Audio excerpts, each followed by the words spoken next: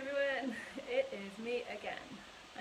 So I was late for the devotional by about an hour and 20 minutes, and then I did the wrong passage. So some of you will be tuning into me for the third time because firstly I was late, and then the computer crashed or my phone crashed, and so I had to reboot it and start again. And now I'm here again because I did the wrong passage.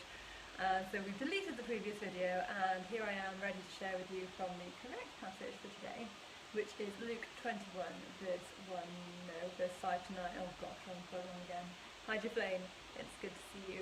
I think it's just you and me at the moment.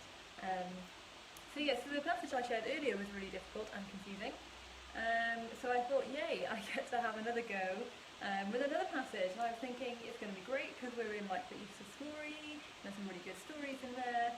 Not that any story is a bad story. All the Bible is good. And then I read this just a minute ago and I thought, I think I might have preferred the really complicated one from earlier. So the heading in my Bible is The Destruction of the Temple and Signs of the End Times. So just so you know, that's what we're getting into. Luke 21 verse 5 to 9. Let's go. Some of his disciples were remarking about how the temple was adorned with beautiful stones and with gifts dedicated to God. But Jesus said, "As for what you see here, the time will come when not one stone will be left on another. Every one of them will be thrown down." "Teacher," they asked, "when will these things happen, and what will be the sign that they are about to take place?" He replied, "Watch out that you are not deceived, for many will come in my name claiming I am he, and the time is near. Do not follow them. When you hear of wars and uprisings, do not be frightened. These things must happen first, but the end will not come right away."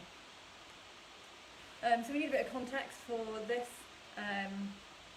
Luke is writing, and I think about AD 85 maybe. He's obviously retelling these things that Jesus said way back in AD, early 80s. But he is actually writing in AD 85, so at this point the temple in Jerusalem has actually been destroyed. So Luke is sharing Jesus' prophecy, but he's also sharing his interpretation on history, which makes for an interesting framework for the passage. And the first thing I was thinking of for us, because I don't really want to get into end time stuff, you might think that I'm being untheological and maybe a little bit unintelligent and stupid, I don't know what you think of me, but when it comes to end time things, I believe that Jesus is going to come back. I believe he's going to come back when he wants to, and I believe that I don't have a clue when that is. So I'm not going to take this passage and start talking about end times because Jesus hasn't told me when he's coming, so I can't help you. But what I do see in this passage is the disciples are talking about the temple, and they're talking about how amazing it is, how it's adorned with fine jewels and stones, and how impressive the temple is. And Jesus says, well, that's going to be destroyed. And you know, for us, we build up temples in our own lives, and they don't look like the temple in Jerusalem. They look like our family. They look like our home. They look like our job success. We build up these temples, and we say, hey, look how great it is that all my children are so well behaved. Look how great it is that I've just bought a new house. Look how great it is that I've got 2 nice cars. Look how great it is that I've just got a degree, or whatever it is that we build up, that we create temples out of. Jesus says they're all going to be destroyed, and whether they're destroyed in this world or whether they're destroyed at the end of time, they will be destroyed. They're not what lasts.